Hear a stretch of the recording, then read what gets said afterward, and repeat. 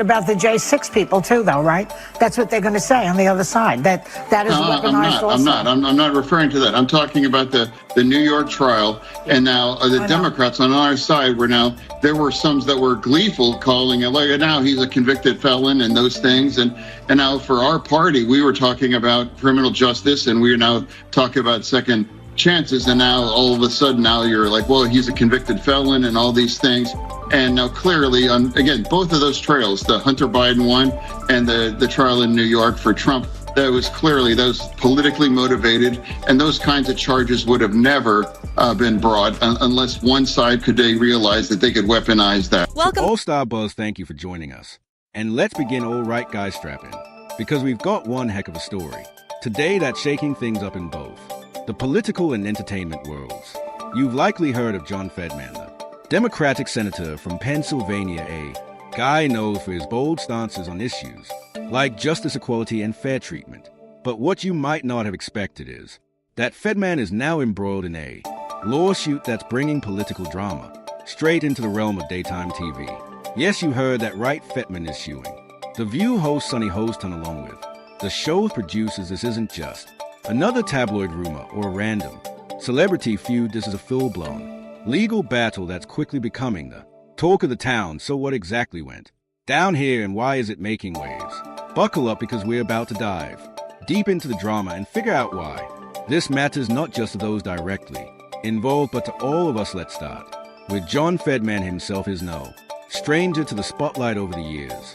The Pennsylvania senator has carved out a reputation as someone who isn't afraid to speak his mind and challenge the status quo, whether it's standing up for the rights of underrepresented communities or calling out systemic injustices. Fetterman has made it abundantly clear that it's all about fighting for what's right, even when it's not easy or popular, and that includes calling out the media when he feels like things have gone too far. So when Fetterman appeared on The View for what was supposed to be a routine taping, most people expected the usual lively discussion about politics, current events, and the future, maybe spiced up with some light banter after. All The View isn't exactly shy when it comes to opinionated exchanges, and the host, especially Sunny Hostin, are well known for being candid and sometimes controversial. But what wasn't expected was a sudden shift in tone that had Fetterman walking away with something much more serious and a few heated words. According to reports during the live broadcast, Sunny Hostin made some comments that Fetterman simply couldn't let slide, while the exact detailed depths of what was said remain a mystery for now, likely due to the legal process still unfolding. It was enough to spark a significant legal response from the senator. This isn't just about one comment or one moment. This is about the broader implications of what happens when lines are crossed on national television. Fetterman, true to his reputation, is making it clear that he's not afraid to hold people accountable, even if that means taking on one of the biggest daytime TV shows in the country. But here's where it gets even more interesting. The View, which has built its brand on being a platform for diverse perspectives and spirited debate, is no stranger to controversy over the years. The show has faced criticism for its often heated and at times polarizing discussions. However, a lawsuit of this magnitude is something entirely different. It's not just about ratings or public opinion. It's about legal accountability and the fine line between free speech and defamation.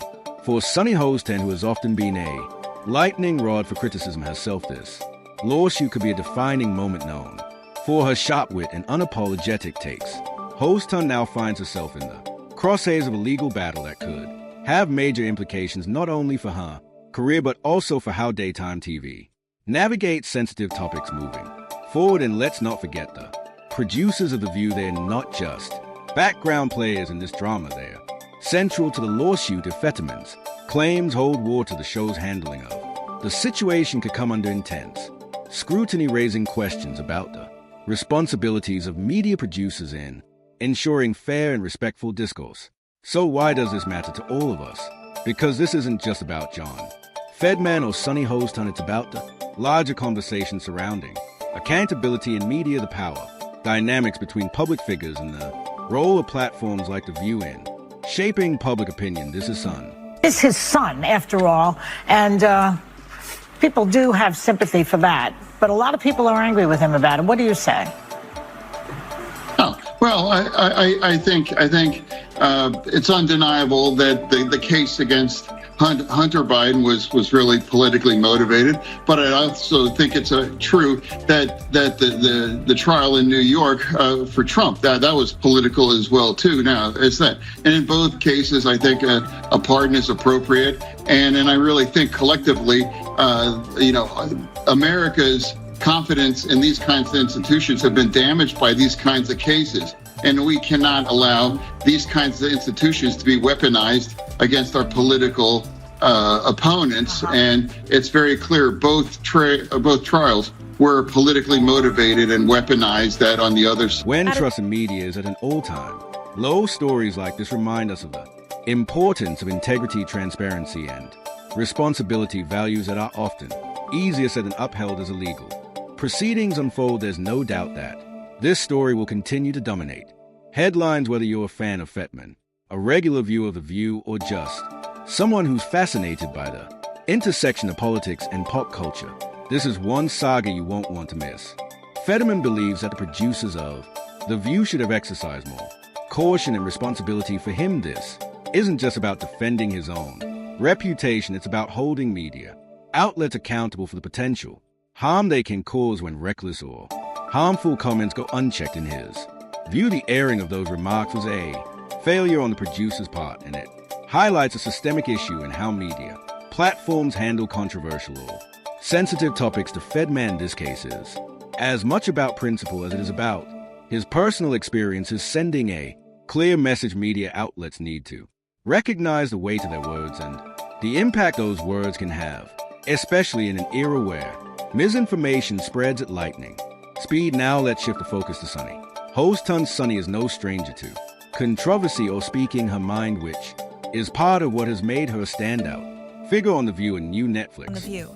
In a new Netflix documentary series about New York Jets quarterback Aaron Rodgers, he said he's heartbroken about friends and family cutting him off for his controversial political views and conspiracy theories. And a lot of Americans can relate to this, especially after this last election. So, do you think it happens everywhere? What I recall about him is when he was asked about the COVID-19 pandemic, during the height of the pandemic, when people had lost loved ones, when people's family members were missing from their Thanksgiving table, like my table, he said, "I'm immunized."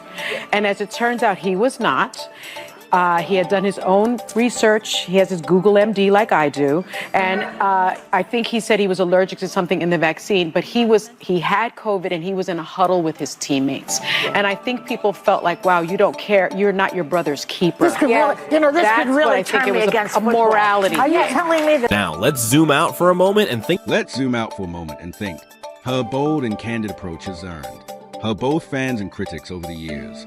But in this instance, her outspokenness may have gone too far. The question at the heart of this legal battle is whether her remark was simply an expression of opinion or if it crossed the line into defamation. This isn't just a minor debate or misunderstanding.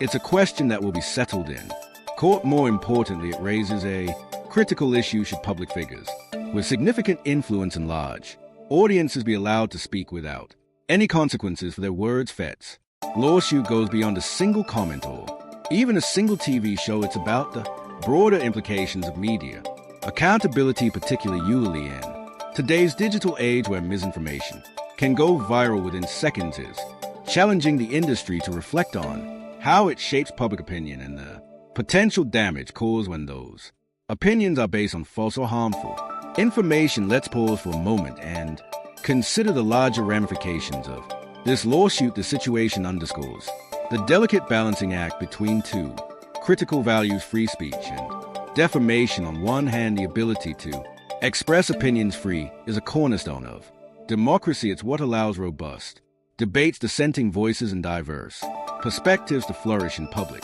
discourse. Without free speech, societal progress would stagnate and democracy itself would falter. But on the other hand, protecting individuals from harm caused by false or malicious statements is equally important. When words cross the line and damage someone's reputation or livelihood, accountability becomes essential. This is especially true in driven world where a single comment can snowball into widespread misinformation, leaving lasting consequences in its wake.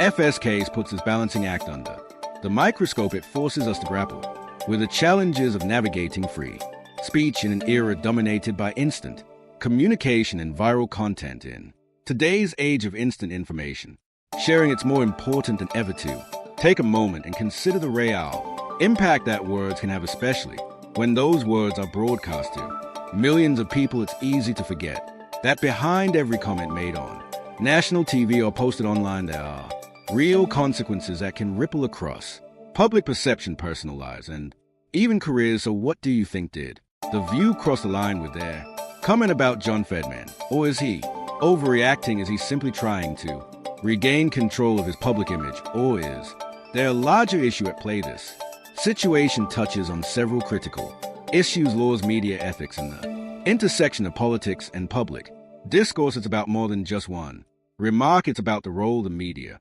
plays in shaping the public's understanding of political figures and how those figures in turn respond when they feel their reputation is being attacked. One thing is for certain: Fetterman's lawsuit isn't just a personal battle between him and the host of The View. It's part of a much bigger conversation about the responsibility of media outlets and the power they hold in shaping public opinion. The media's influence extends far beyond a single broadcast or viral clip. It can alter the trajectory of a person's career, damage public trust, or even sway elections as this case unfolds. Legal experts are already weighing in there, predicting that this lawsuit could have far-reaching effects on how media outlets cover public figures in the future. This could be a landmark case that sets new standards for accountability in media coverage, and the rest of us will be watching with bated breath. Will Fetterman's charges hold up in court, or is this just another fleeting dispute that will eventually fade into the background? The question of whether public figures can hold media platforms accountable for their words is something we'll all be watching closely. We are witnessing a real-time intersection of politics, media, and law, and whatever the outcome, it will have lasting implications for how we all navigate the world of public discourse moving forward. So where do you stand? This issue, do you think FMAN is justified in taking legal action, or is it much ado about nothing? Whether you're more interested in the political drama, the ethical questions surrounding media, or just love a good legal showdown, this case is bound to keep us talking for a while. Drop your thoughts in the comment section below, and as always, don't forget to like, share, and subscribe for more sharp insights and unapologetic truth-telling. Until next time, proudly the